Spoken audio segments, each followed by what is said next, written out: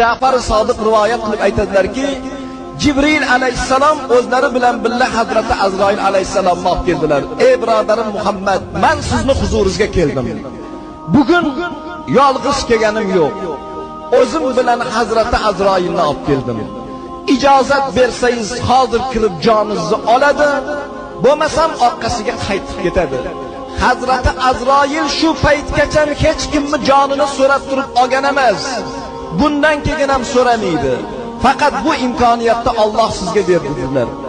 Shunda payg'ambarimiz Jibril alayhisalomga qarab turib, "Ey Jibril, ko'kargan daraxt qurimasdan ilojisi yo'q. Nur sochgan quyosh botmasdan ilojisi yo'q.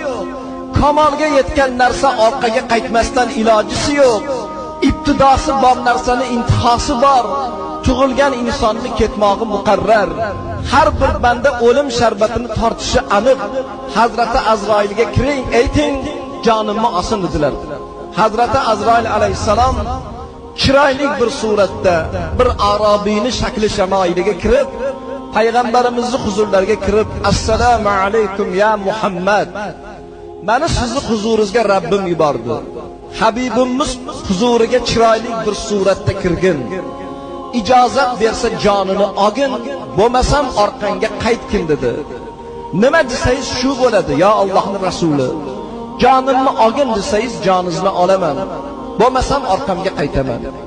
Shunda Jibril alayhisalomga qaraganlarida, "Ey birodarim Jibril, nima deysiz?"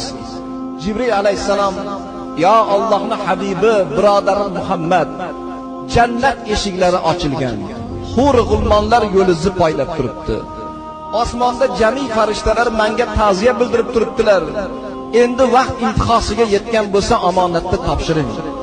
Hazrati Azroil alayhissalom payg'ambarimizning bosh tomonlariga o'tib, jonlarini qabz qila boshlagan paytlarida Jibril alayhissalom yuzlarini o'girib qolgan ekanlar.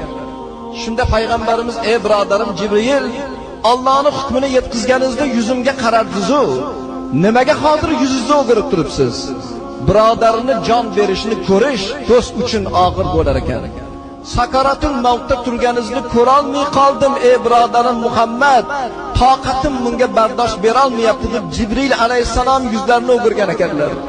Payg'ambarimizning jonlari ko'krakka kelganda, "Jon berish ham shunchalik og'ir bo'ladimi?" degan ekanlar. Hazrati Oysha onamiz rivoyat qiladilarki, payg'ambarimizning muborak boshlari meni tizzamda turdi. Osmonga qarab duo qilib turibdilarki, "Ya Rabbim, tepadagi yo'ldoshlarimga yetkazgin.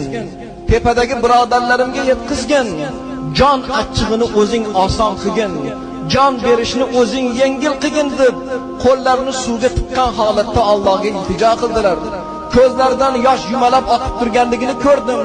"Ya Allohning rasuli, tepadagi yo'ldoshlaringiz bizdan ham afzalmi?" dedim.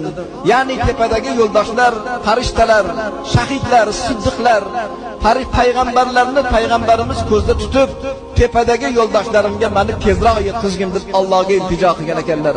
Payg'ambarimizning hollari o'zgarganligini ko'rgandan keyin Hazrati Oysha onamiz otalari Abu Bakr Siddiqqa, Hafsa onamiz Hazrati Umarga, ya'ni Fatima onamiz Hazrati Aliga odam yubordilar. Lekin ular yetib kelgunga qadar Janob Rasululloh omonatni topshirdilar. Inna lillahi va inna ilayhi roji'un.